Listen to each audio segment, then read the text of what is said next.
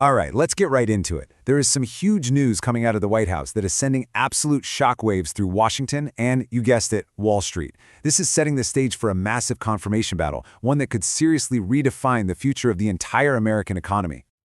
And it all kicked off with this post. A really powerful, no-holds-barred endorsement from President Donald Trump on Truth Social. You know, this wasn't just a simple nomination announcement. This was a declaration. So, the person at the center of this whole firestorm, it's Kevin Warsh. He's been officially tapped by President Trump to take over from Jerome Powell as the next chair of the Federal Reserve. Now, this move finally put an end to months and months of speculation. And the reaction? It was immediate. I mean, financial markets started pricing this in instantly. The 10-year Treasury yield, it jumped the very moment the news broke. So you're probably asking, who exactly is this guy at the center of it all? Let's take a closer look at Kevin Warsh. Because his background, his record, it actually gives us some really important clues about what might be coming next. And let me tell you, his resume is pretty impressive. Warsh is no rookie when it comes to the Fed. He was a governor there from 2006 to 2011, and this is crucial, he was the Fed's main guy, their liaison to Wall Street right in the middle of the 2008 financial crisis. Plus, with degrees from Stanford and Harvard Law, you can see he's got deep roots in both high finance and economic policy. But, okay, this is where the plot really thickens.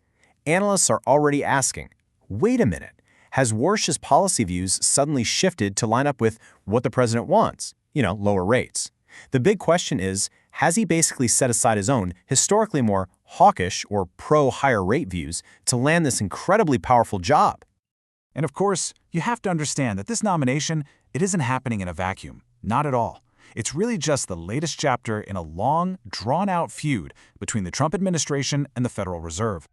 And that's the key takeaway here. This is so much bigger than just one person or one appointment. It's about a sustained campaign to influence the central bank's decisions. And that campaign, well, it challenges the long-held tradition of Fed independence. And that independence is what lets the Fed make the tough calls, the sometimes unpopular ones, to keep inflation in check without any political interference. And you can just see how this whole thing has escalated. All through 2025, the administration was pushing and pushing hard for lower interest rates. And yeah, the Fed did deliver 3 cuts, but the pressure didn't stop. It actually got more intense, leading to a Supreme Court case against Governor Lisa Cook, and then, just last week, the Fed basically said no more and held rates steady, defying the White House. So, this is the conflict in a nutshell. On one side, you have a crystal-clear demand from the president, lower rates. And on the other, you have the Fed's recent action to just hold the line. And Kevin Warsh, he's about to step right into the middle of this high-stakes tug-of-war. All of this is setting the stage for what everyone expects is going to be a really, really tough confirmation battle up in the Senate. But yeah, getting confirmed is not going to be some simple rubber stamp situation, not by a long shot. I mean, officially, the path seems straightforward, right? The president makes a nomination, and the Senate votes to confirm. But as you know, the reality on the ground is way, way more complicated. And here's the twist. A major political roadblock has popped up.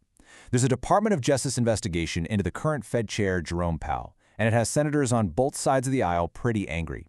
Many of them see it as a political power play to push him out.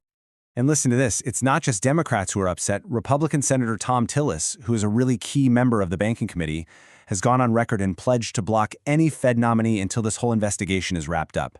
That is a huge, huge obstacle for Warsh. So where does all of this leave us?